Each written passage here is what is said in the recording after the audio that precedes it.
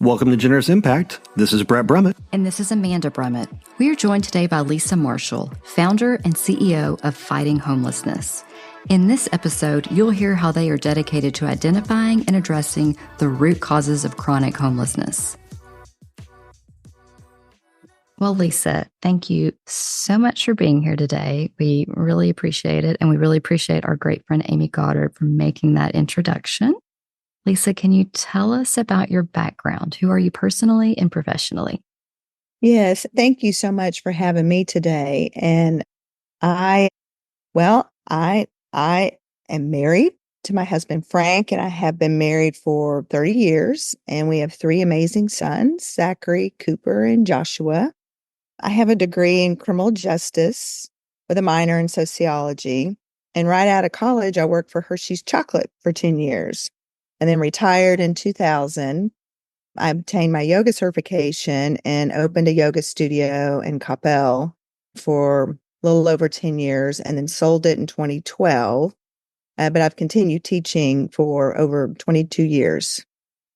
Such a good combination: criminal justice, sociology, corporate America, and then yoga. Lots of hats. And mom, Yeah. don't forget that one. Right. Yeah, that one's huge. 3 boys. Whew.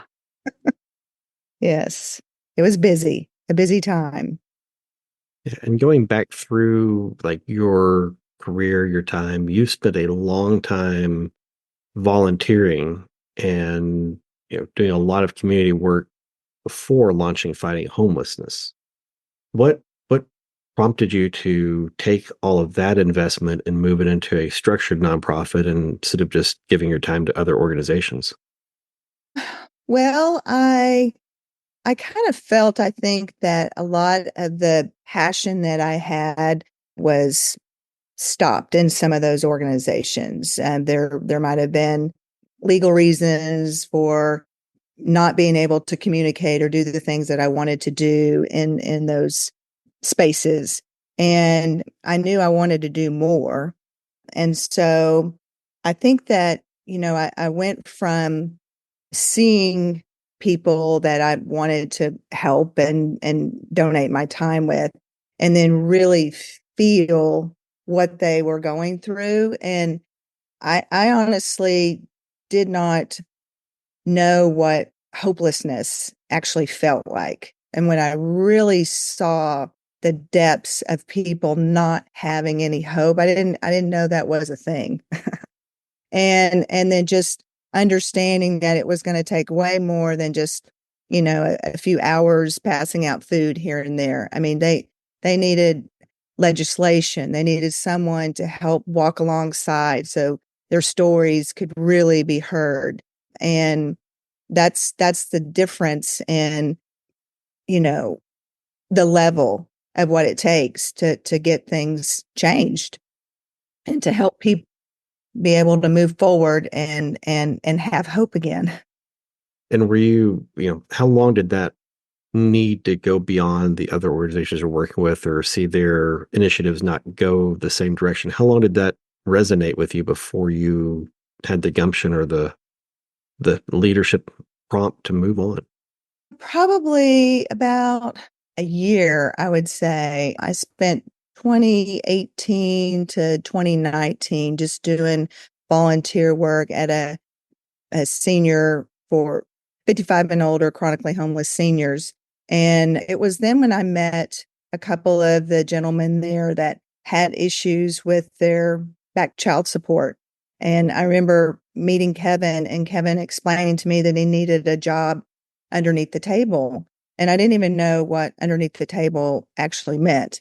And then he explained that, well, he couldn't work because half his paycheck was, taken by the state. And I said, well, that can't happen. But yes, it actually can happen.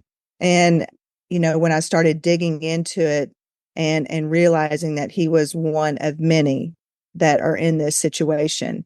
And I knew that at that point, bigger mountains needed to be moved and more people needed to be informed and educated of how can we change this mass problem. Yeah. So let's get into those bigger mountains and the details around them. You've got this monumental task of reducing, or let's say even eliminating homelessness at some point. And it seems like your organization works at both a macro and a micro level to help the people that are suffering with it right now, but also to change it. So, can you walk us through that? Sure. I guess more on a micro level, we do start with working with men while they're incarcerated. So I do a prison ministry on Mondays at Hutchins State Prison, and just kind of learning what they're facing before they ever even come out of incarceration. And then after that, we work with what can they do to stay out of recidivism. There's the the law is really stacked against them. There's not a lot of options out there. And so, we look at how we can get them to the next step so that maybe they can get housing and they can get their identification and they can get in a reentry program and things like that. But on a much broader, that's when we take our feet to legislation. And we had a bill in 2023 trying to give men and women a forbearance, a 6 months forbearance once they are released, so that they can get their all the identification and everything they need, employment, housing, so that they can participate in their child's life.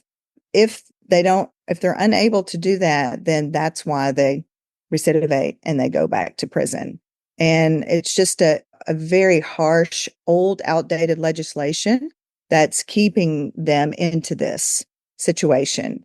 So we work on both. We work on, everything from the mental side of this. I mean, I've been on the phone at nighttime with men literally living in the back of a U-Haul truck because there was nowhere for them to live, and having $50,000 in child support, and you know just grateful that someone is there to listen to their problems and tell them that, I know there's a law that's keeping you from this, but here are some angles that we can do.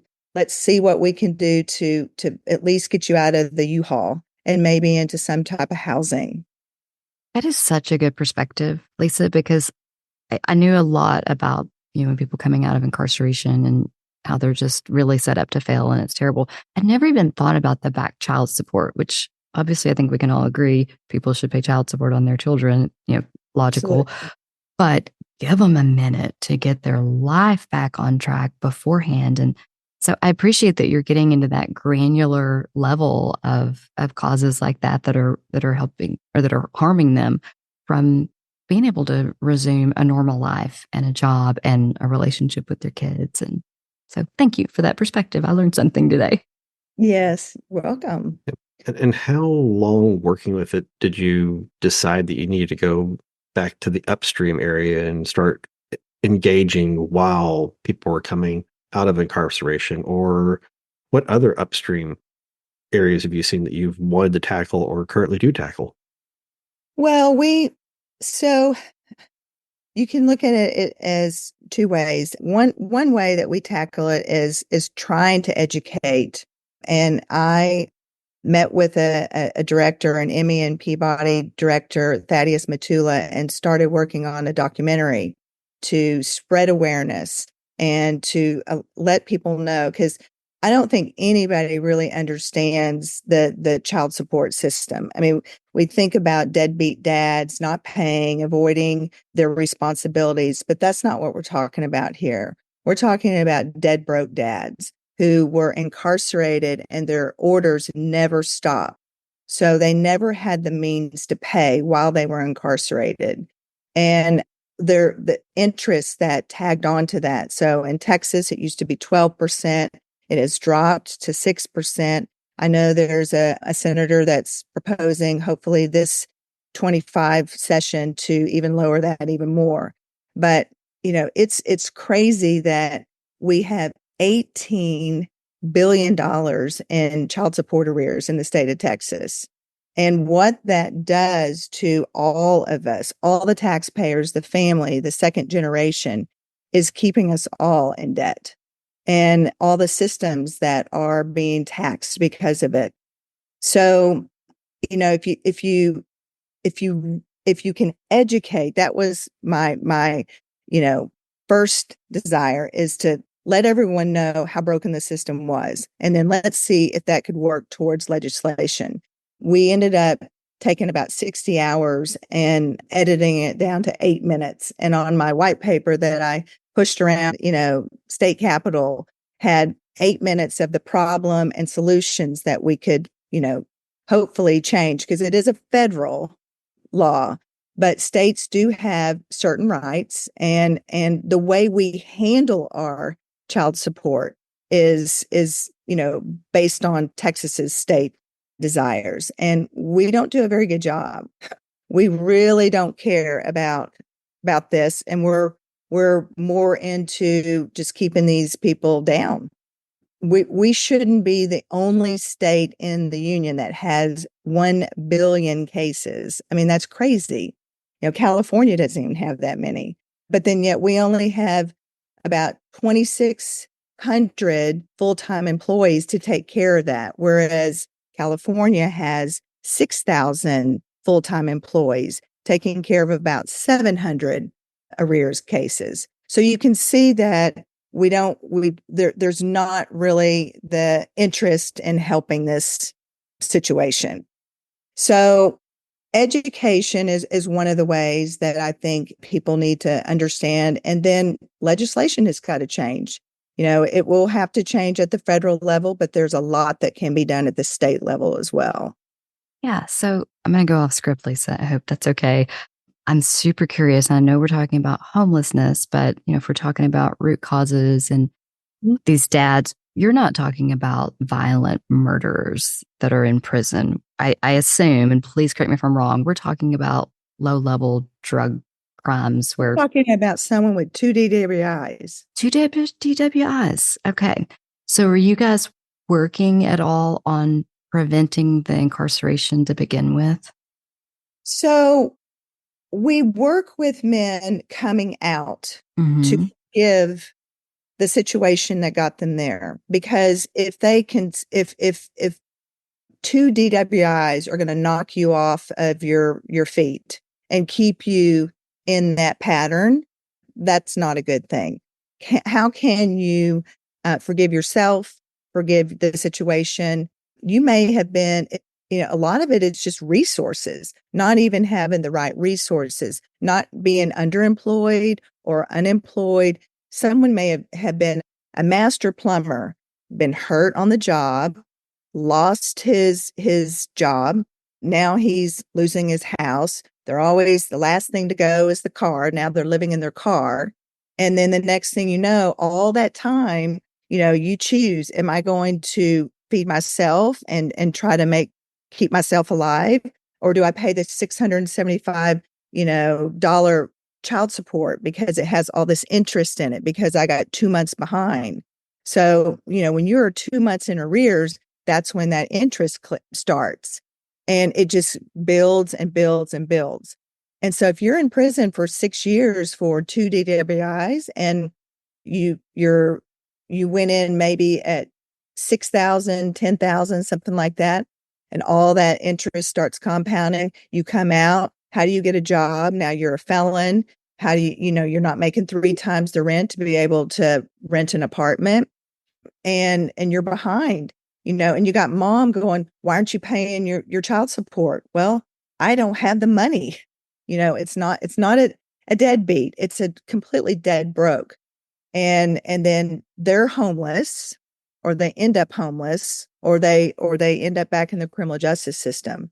So it's just a vicious cycle, and one that affects all of us. Yeah. Lose, lose, lose. Yeah. Did you ever think after getting out of your studies through criminal justice you'd be back actually working on recidivism? No, that's funny that you asked that. I wasn't even sure if I was ever going to use my degree. You Hmm. know, I, but boy, I do use it now. It's funny how God has such a humor, and it's not where your journey is and when all those things are going to take place. But yeah, I'm happy that I am using it now because it's important as far as moving legislation forward and understanding, the criminal justice system. When I graduated from college in 87, the textbooks weren't on rehabilitation at all. I mean, they were all on, you know, get tough on crime. Everything was about just put them behind bars. I Yeah. think we were just barely getting there in the late 90s, Yeah. when I went through all that. And it was rehabilitation programs were a very new and novel concept that were studied in isolation and not in practice, I believe. Yeah. Yes. So, with all of your work and everything you've done, what have you seen as your biggest impacts? I think the collaboration with other agencies and other people that are already doing the work and working with them and just having good partners that, I had a wonderful state Rep Sherman, who carried my bill, and then all of the different reps and state senators that I met that were very pro H bill, House Bill 3332. But there, we can't do it alone. No one needs to reinvent the wheel. But once you can find good partners to collaborate with, you have a bigger voice. And I think that's what really moves the needle. In collaboration, what's that general journey of someone's understanding of homelessness, who is experiencing homelessness, and do they have a turn of attitude when you work with them, with like your legislative partners? Not as much. So, we're a very red state, and we don't, you know, social services are they're they're kind of in their own special unique lane, and finding people in that lane to work with against those who don't really want to support that effort, so to speak.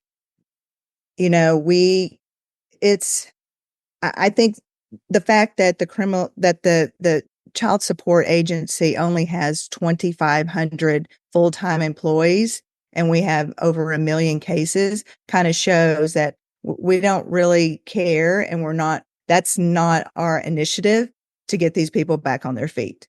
So then it's left to people that are advocating for a change, advocating for different avenues to get these people back on their feet, you know, second chance employers. I mean, you name it, everything from all the different aspects to keep people out of homelessness. And it's a struggle every day. But more and more people are coming to the table and just finding those collaborators and not trying to reinvent the wheel. I think people just spend so much time on, let's look at it this way, let's look at it that way. Why don't we look at what other states are doing? Yeah, I talked the whole time that I was presenting my bill. I kept saying, look what Oklahoma and Louisiana are doing. They're two red states that are our neighbors, and they're doing better than we are. But a lot of times they don't want to hear that. They don't care what Louisiana and Oklahoma are doing. We followed what Mississippi. We're one step above what Mississippi's doing. So, that if that scares you. But, just finding best practices that work and try it. That's the biggest thing is be willing to be flexible and try new things. Yeah. I think so many people, until they know someone that has experienced homelessness or know someone that's been incarcerated, they can't wrap their head around the world that you live and work in every day. It's just, it's too much to think about. I couldn't think about it myself. Like I said, when Kevin told me he needed a job underneath the table, I'm like, what are you talking about?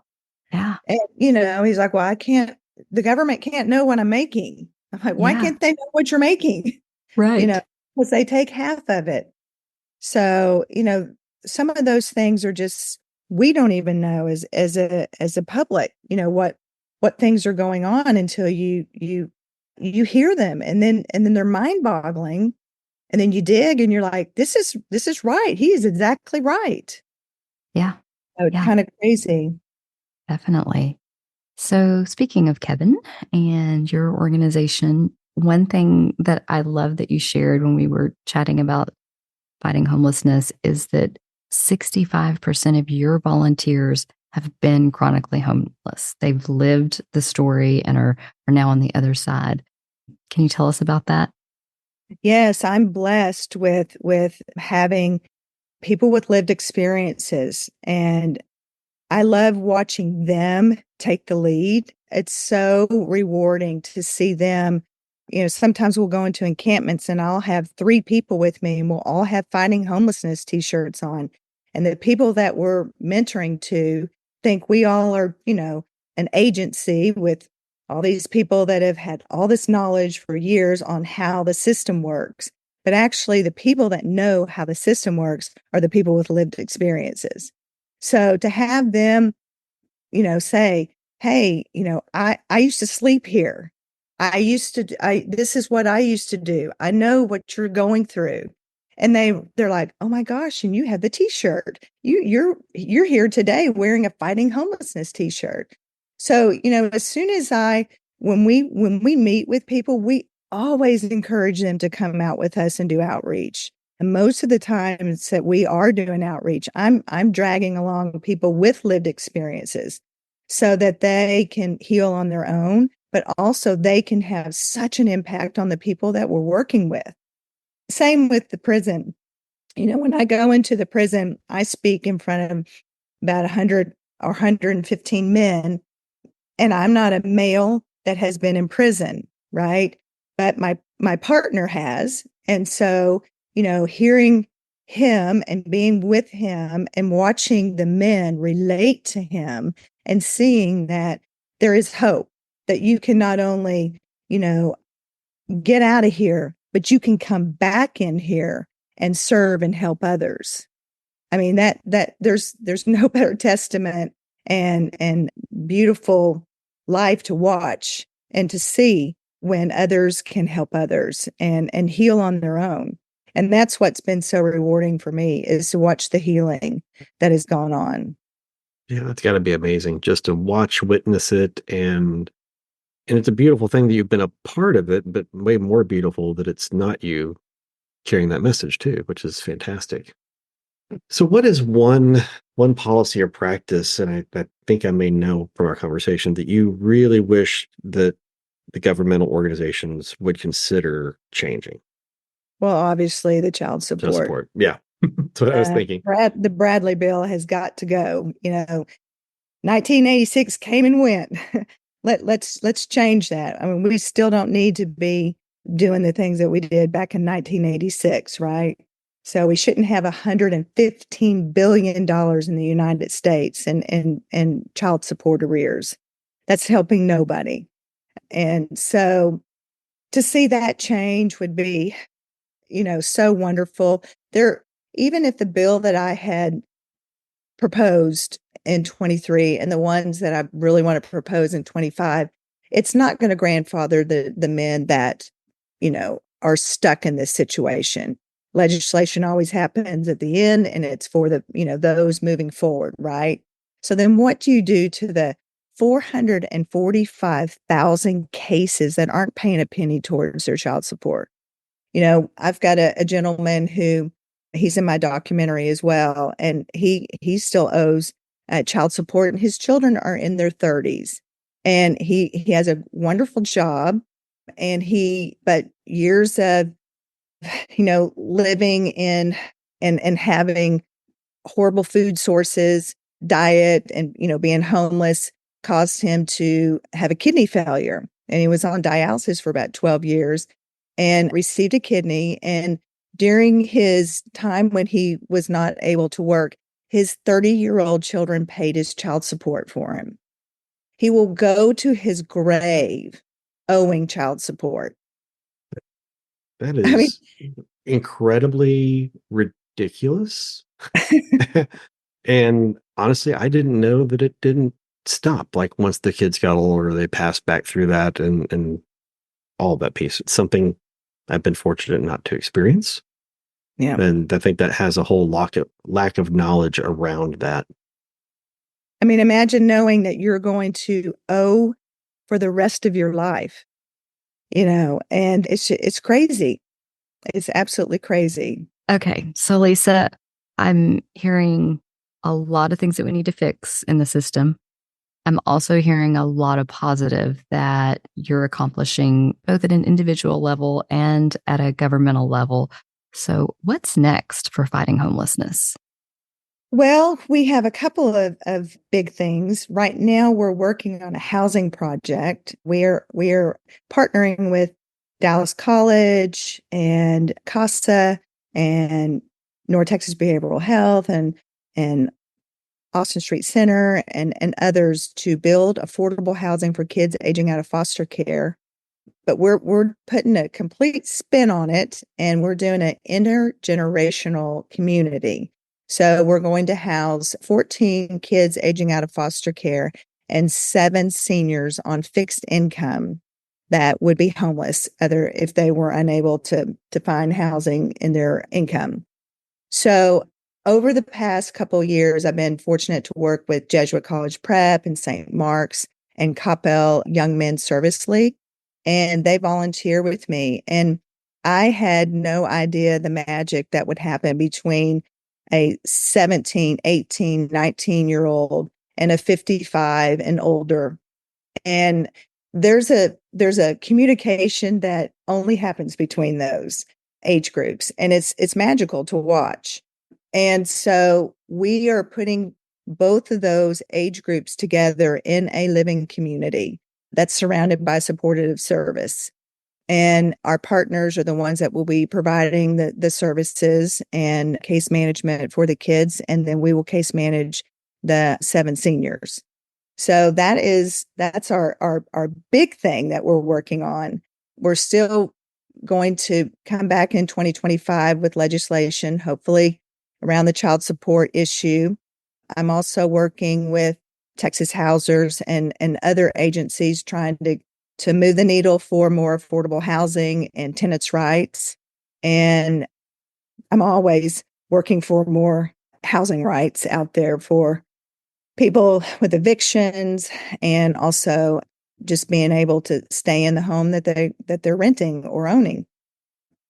But we're super excited about this new venture and just love the fact that we're fortunate that there's funding coming down, there's vouchers coming down to help these kids aging out of foster care because it's pretty slim out there. So we are building individual homes, and that's a kind of a new thing for Dallas. There's one already in Austin, but we're hoping to be the first of many. So if this template works, then it can be replicated throughout the city and then replicated throughout the state. As I understand, kiddos aging out of the foster system are way high risk to end up with lots of different things negatively impacting their lives, but being incarcerated being one of them. Mm-hmm. It'd be so interesting to watch the data on those kids 5, 10, 15 years later. And I'm just going to go ahead and say it. I think we're going to see more success and more health in their life. Oh, yes, yes. And UTA, they're our largest partner because they're doing the actual architectural and the build. And they've done a lot of research, and they're doing research right now just to find out what type of housing these kids would want and what would help them thrive and be successful. But yes, out of when kids age out of foster care, 30% of them become homeless the day they age out, and 20% are incarcerated. But the biggest thing was that only 32% of them are employed. And so, yeah, I was really surprised at that. So I even attended a symposium today, and I was with a bunch of different partners and collaborators over this whole scenario of how can we educate.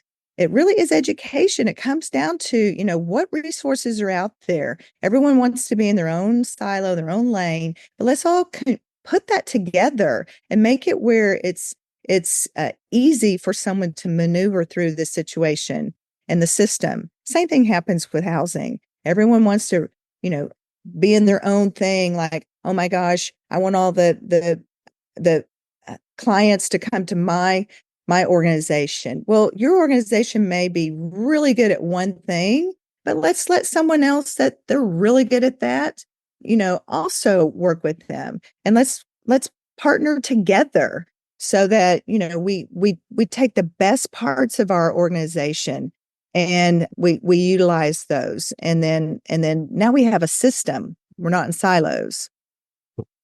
So that tackles, what I think is one of the biggest problems I see from the outside is that you don't know where to start to Exactly. understand the problem, whether you're inside of it or whether you're outside wanting to help. So what are good resources for someone to have, like a quick primer on homelessness causes and where to invest in impact? I think there's such a misconception out there that people want to be homeless, that they just choose that path. And that's so far from the truth. We know that if you look at the residents at a shelter, they say that about 10 to 15% probably do have mental illness. And we know that our jails are full of mentally ill people, right? We just don't have mental health facilities. We got rid of those in the Reagan era and we just really haven't brought them back. And then the other 10 to 15%, they are just there because they had a bump in the road, right? Maybe they lost a family member, they've lost their job, they've lost their house. Who knows? COVID was really hard on people. But then there's also that percentage in the middle, maybe 50 to 60, that they don't make enough money. They're underemployed. I mean, at what is it, 8.25 or 7.25? I don't even know what our minimum wage here is in Texas, but it's way low. We know that incomes are not keeping up with the cost of living here, and there is no houses. The housing shortage, it's real. It is real, real, real. Some people don't see it when they're in their home and they only drive to a certain part of the city. They don't see that there are other parts of the city that there are no housing. But there are many factors that play into that. It's not oh my gosh, they just chose to do drugs and not have a job. There are systems that are keeping them from that.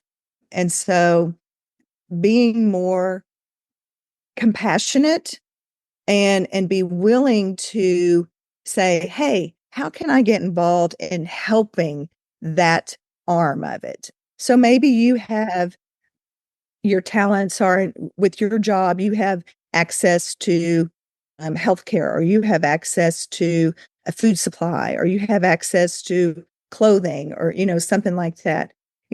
Maybe that's how you dip your foot into it. I know a lot of people aren't ready to put their boots on and go into an encampment, but as small as a smile at someone that's panhandling at a red light goes a long way.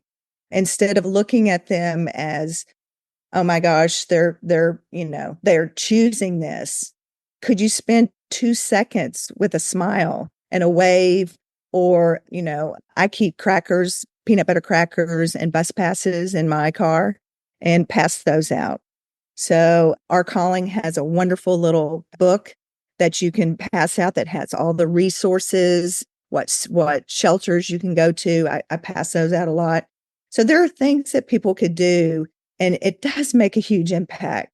Just smiling at someone makes a huge impact. Yeah. So I think we've mentioned several organizations throughout the conversation. Are there Mhm. some that like you draw inspiration from the most? Yes, I I I love Texas Housers for any kind of legislation and any housing needs. They are the go-to. I love the Dallas Housing Coalition. They have been fighting really hard, and I'm part of that on the bond. everyone needs to get out in May and vote yes for G, H, and I. Those are the three housing propositions, because it will make history in Dallas if we pass this. This is the most amount of money that we've ever received for housing. I love Austin Street Shelter. I think they do such a good job. They have fabulous case managers and wonderful programs there to try to help people uh, maneuver through the system and get back on their feet. Those are just some of the many. I mean, there are a lot of really good agencies out there, but those are ones that I really cling to and love to work with. And SDEP, I can't forget them. South Dallas Employment Project. So South Dallas Employment Project is a second chance agency that helps people that were criminally justice impaired. And they are doing tremendous work. And they have about 180 organizations. So if every need that you could possibly imagine, they've got all under that same umbrella. Well, what can our community do to help support your work? Well, we would love for you to keep tabs on our website at fightinghomelessness.org. Excuse me. And we have outreach opportunities, fundraising opportunities, but we also just have resources, and we love to tell success stories of things that are happening within our organization and with the people that we work with. Like I said, voting is very important. So going to the polls and saying, no, we want more housing is very important. And, reaching out to your city council and asking, what in my district could I do? Because all of the city council representatives, have a hand in this. They've either been on or they know something about the homeless response system, and kind of seeing how you can volunteer or do your part in your community to make it a better place. Fantastic. Well, thank you so much, and can't wait to watch what happens, watch the website, and definitely be looking forward to seeing what happens in the 2025 legislation. So thank you so much for joining us. Well, thank you very much for having me. I sure do appreciate it. Thank you. Well, I certainly learned a lot today about the root causes for homelessness that I didn't even know existed. I hope that we can all take Lisa's advice to lend a smile, get involved, and vote. To learn more about how you can help, go to fightinghomelessness.org.